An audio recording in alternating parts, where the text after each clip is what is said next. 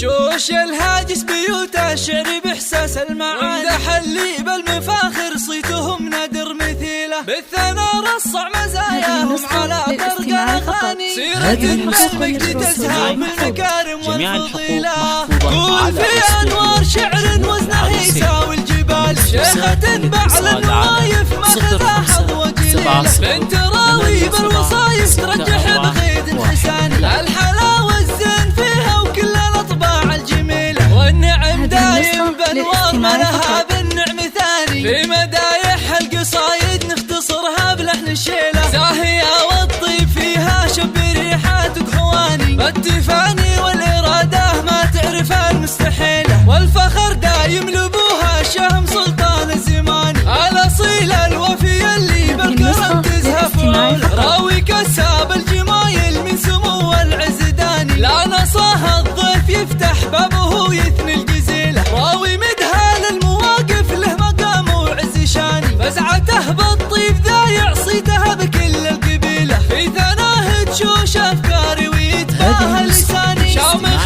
فوق الثريا منزله محتن يطول، والوفا والفخر يزهى أمها ست الغواني، فاطمة تاج المعزة ذات الأوصاف النبيلة، بالخصال الحاتمية والشكر والامتنان، زاهية بنت النشامة وبعوايدها أصيلة، فاطمة روح الغلا والطيب فيها شي ثاني، في سما العزة تضاوي بس أنا في كل ليلة، مصدر الفزعات رمز الطايلة نبع الحناني، ما تكفيها القصايد وإن كتبناها جزيلة، قول في أنوار شعر وزنه يساوي الجبال، شيخات بعلى النوايف ماخذه حظوة جليلة، بنت راوي بالوصايف ترجح بغيد حساني، الحلاوة الزين فيها وكل الأطباع الجميلة، والنعم دايم بأنوار ما لها بالنعم ثاني، في مدايح القصايد نختصرها بلحن الشعر.